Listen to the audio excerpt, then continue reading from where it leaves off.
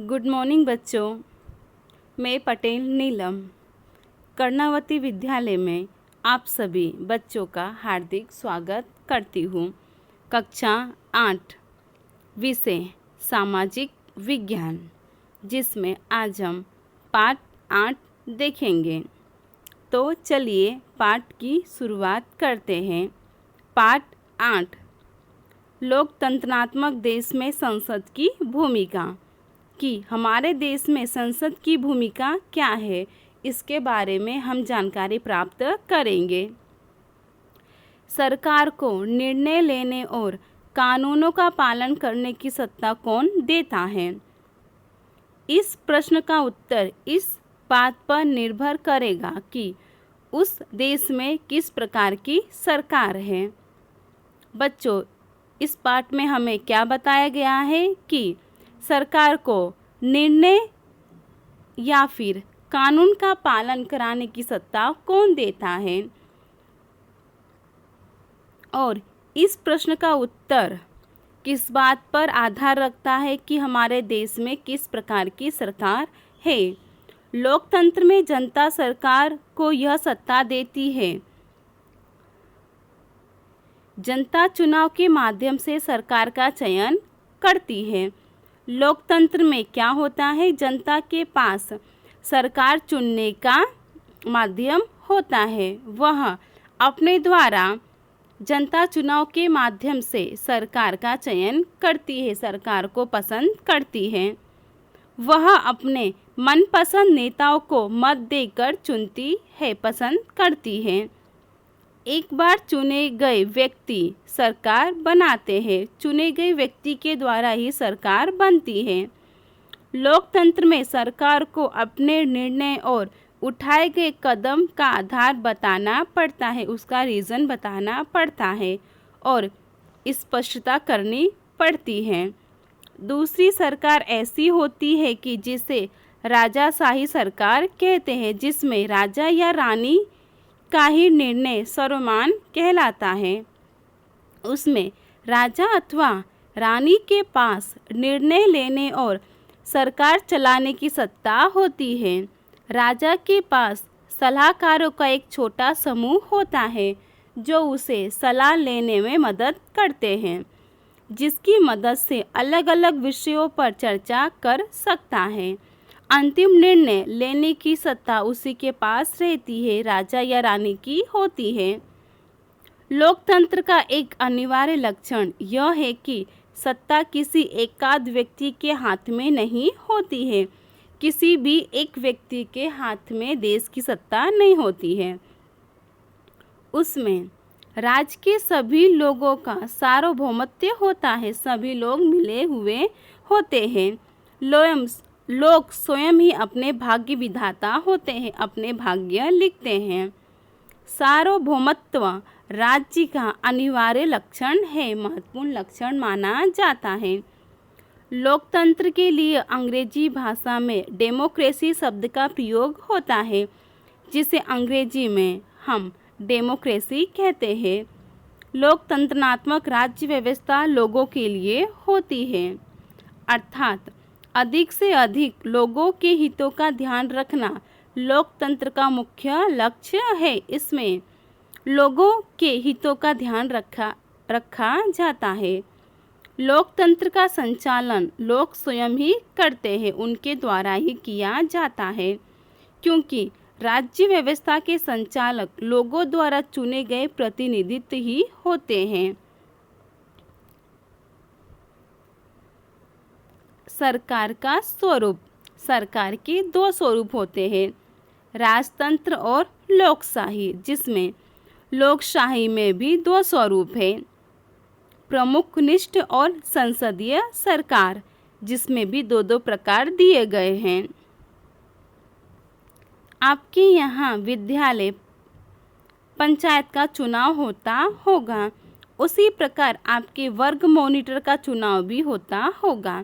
कभी कभी आपकी क्लास में किसी विद्यार्थी का सीधा चुनाव करके मॉनिटर बनाया जाए और मॉनिटर का चुनाव न हो, जिससे वर्ग में मॉनिटर बनने के इच्छुक अन्य विद्यार्थियों को अवसर नहीं मिलता, जिससे वे नाराजगी व्यक्त करते हैं, गुस्सा हो जाते हैं।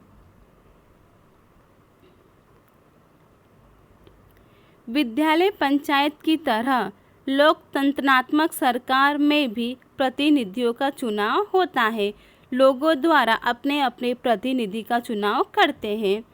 चुनाव में चुने गए बहुमत वाले पक्ष के नेता को प्रधानमंत्री बनाया जाता है। जो चुनाव में ज़्यादा मत प्राप्त करता है उस नेता को प्रधानमंत्री बनाया जाता है।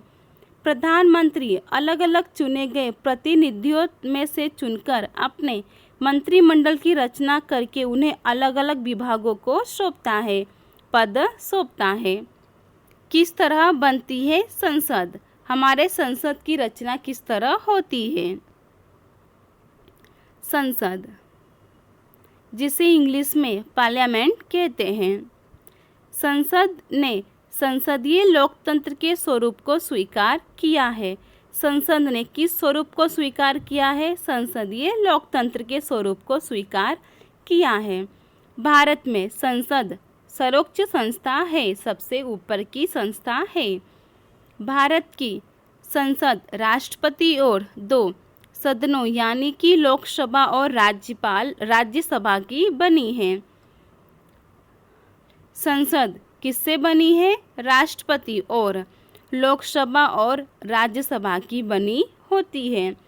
राज्यसभा संसद का ऊपरी सदन है, जबकि लोकसभा संसद का निचला सदन कहलाता है। संसद में 3 सदस्य होते हैं। लोकसभा, जिसमें कुल सदस्य 545, राष्ट्रपति, और राज्यसभा, जिसमें कुल सदस्य 250। स्वतंत्रता के बाद रचित भारतीय संसद लोकतंत्र के सिद्धांतों में भारत के लोगों के विश्वास का प्रतीक है। यह क्या है? भारतीय संसद भारत के लोगों के विश्वास का प्रतीक है। लोकतंत्र में निर्णय लेने की प्रक्रिया में प्रजा की सहमति और भागीदारी होती है। लोकतंत्र में क्या होता है? उसके निर्णय के लिए जनता की सहमति और भागीदारी भी जरूरी होती है। हमारी शासन व्यवस्था में संसद के पास संपूर्ण और महत्वपूर्ण सत्ता होती है, क्योंकि वह लोगों का प्रतिनिधित्व करती है। संसद निम्नानुसार कार्य करती है। पहला, सरकार पर विविध रूप से नियंत्रण रखना और उसे उत्तरदायी रखना। दूसरा, कानून बनाना तथा उसमें परिवर्तन करना। पुराने कानून रद्द करना। किस तरह बनती है लोकसभा? अब हम देखेंगे लोकसभा किस तरह से बनती है। लोकसभा के लिए राज्य की विधानसभा की तरह ही चुनाव आयोजित किए जाते हैं। लोकसभा की रचना के लिए क्या किया जाता है? चुनाव का आयोजन किया जाता है, जिसमें प्रत्येक 5 वर्ष पर लोकसभा का चुनाव होता है। 5 वर्ष के बाद ही लोकसभा का चुनाव होता है। हर एक संसदीय मत विस्तार में से एक उम्मीदवार को सांसद चुना जाता है, किसी भी एक व्यक्ति को चुना जाता है। चुनाव लड़ने वाले उम्मीदवार अधिकांशतः अलग अलग राजनीतिक पक्षों के सदस्य होते हैं, अलग अलग पक्ष के होते हैं। चुने हुए उम्मीदवार को संसद सदस्य MP कहा जाता है। इन सभी सांसदों को मिलाकर लोकसभा बनती है। किस तरह बनता है शासक पक्ष? लोकसभा के चुनाव के बाद संसद सदस्यों की एक सूची बनाई जाती है, जिसके आधार पर पता चलता है कि कौन से राजनीतिक पक्ष के कितने सदस्य सांसद हैं। यदि कोई राजनीतिक पक्ष सरकार बनाना चाहता है तो उसे निर्वाचित सांसदों की बहुमति मिलनी चाहिए। सामान्य रूप से चुनाव के बाद जिस दल अथवा दलीय गठबंधन को लोकसभा में स्पष्ट बहुमत मिला हो, उस दल के नेता को राष्ट्रपति प्रधानमंत्री के रूप में नियुक्त करता है। भारत का प्रधानमंत्री लोकसभा में शासक दल का प्रधान होता है। प्रधानमंत्री अपने दल के सांसदों में से मंत्रियों को पसंद करते हैं। इस तरह से मंत्रिमंडल की रचना होती है। मंत्रीगण प्रधानमंत्री के साथ मिलकर निर्णय लेते हैं। वे मंत्री संघीय सूची में आने वाले क्षेत्रों के विविध सरकारी कार्यों का उत्तरदायित्व संभालते हैं। किस तरह बनती है राज्यसभा?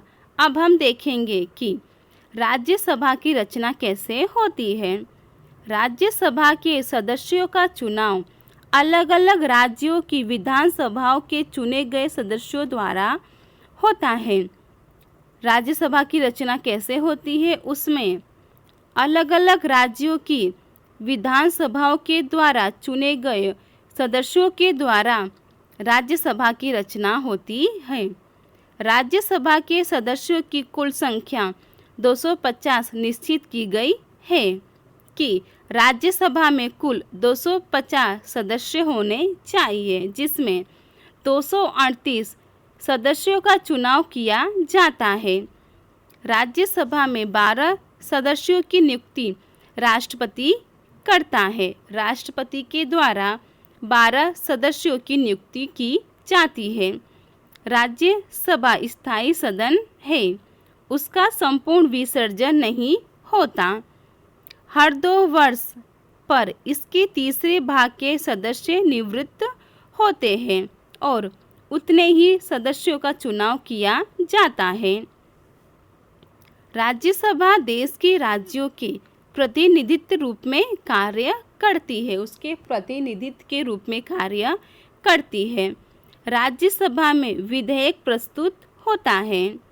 किसी भी विधेयक को कानून के रूप में लागू करने से पहले राज्यसभा की मंजूरी आवश्यक होती है।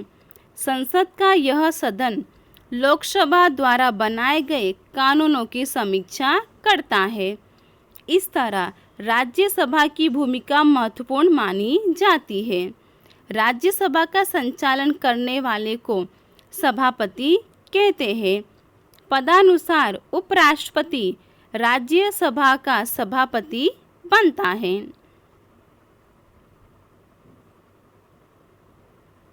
जब संसद का सत्र चलता हो तो सर्वप्रथम प्रश्नोत्तरी के लिए समय निर्धारित किया जाता है, जिसमें अनेक प्रकार के प्रश्न किए जाते हैं और उसका एक समय नक्की किया जाता है, जिसके माध्यम से संसद सदस्य सरकार के कामकाज के विषय में जानकारी प्राप्त करते हैं कि उन्होंने कौन कौन सी जानकारी प्राप्त की है।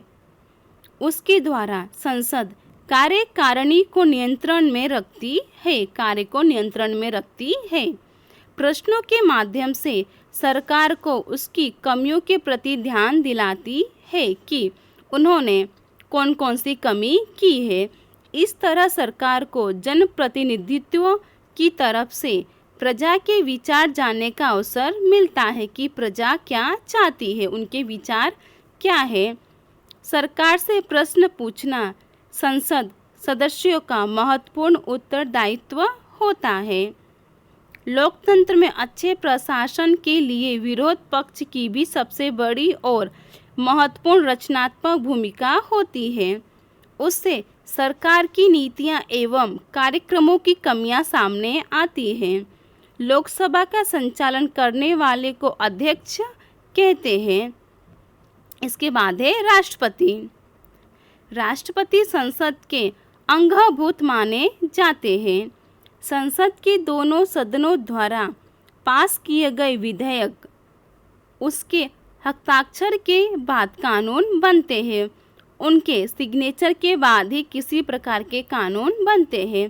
संसद की बैठक बुलाने और सत्र समाप्ति की घोषणा करने का उन्हें अधिकार होता है, उनके पास अधिकार होता है।